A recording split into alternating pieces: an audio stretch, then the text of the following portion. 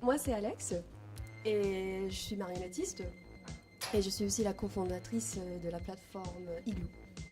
Bonjour, moi c'est Ronnie, je suis artiste, linguiste et traductrice et on a fondé Igloo l'année dernière.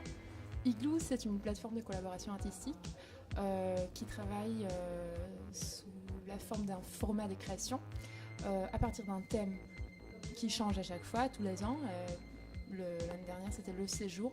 Cette année, ce serait les données numériques et l'utilisation de données numériques avec les arts vivants. Et après, on fait appel aux écrivains pour avoir des textes contemporains. Et à partir des textes, on choisit un lieu qui est en dehors d'une salle de théâtre, de concert, etc. Et on fait appel aux artistes pour interpréter ces textes de façon qui convient au lieu, ça veut dire, voilà, in situ. On ne cherche pas des créations déjà toutes faites, et donc c'est format qui travaille la collaboration artistique et qui permet aux artistes d'abord de trouver des lieux de répétition, de se mettre en lien, etc. Et après, pouvoir développer leurs idées ensemble et ailleurs.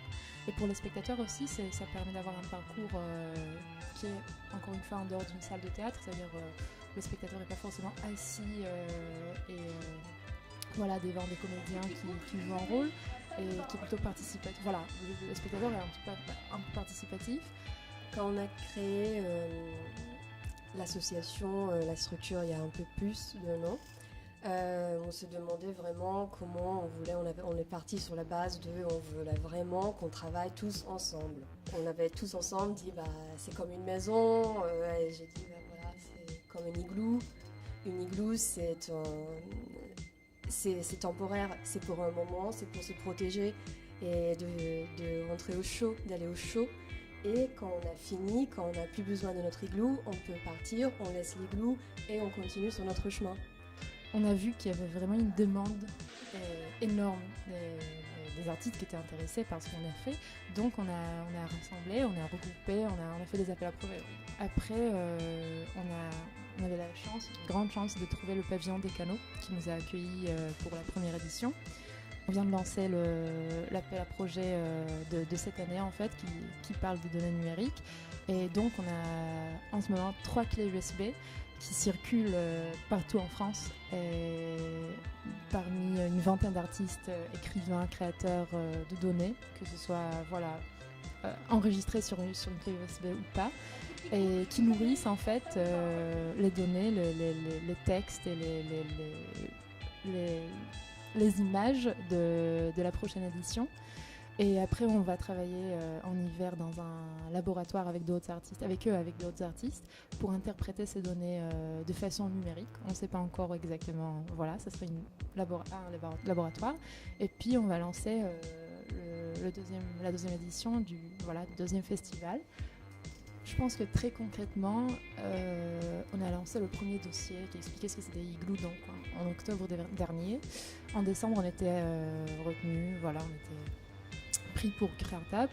Et ensuite, je pense que c'était en janvier qu'on a déjà lancé notre projet à la Gaîté Lyrique.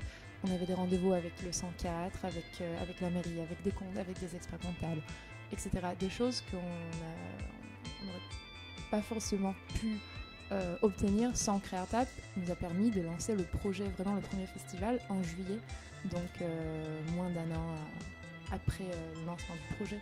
Tout ça, dans chaque étape, il y avait toujours l'accompagnement de Créartap.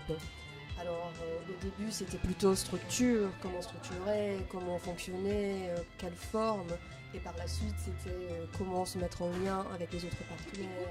Je pense que Créartap c'est pas forcément les grands partenaires, oui on a dit le 104, etc. C'est aussi pour les petits besoins, ça veut dire comme je viens de dire, on a rencontré des comptables, on a créé un site internet. On a donc par rapport à notre logo des conseils par rapport à ça. Donc c'est aussi, il faut aussi profiter des petits détails de comment créer un dispositif, une entreprise, une association, etc. Igloo.paris et c'est notre site internet, Igloo avec OU, et ensuite sur Facebook et peut-être bientôt sur Instagram. Bientôt.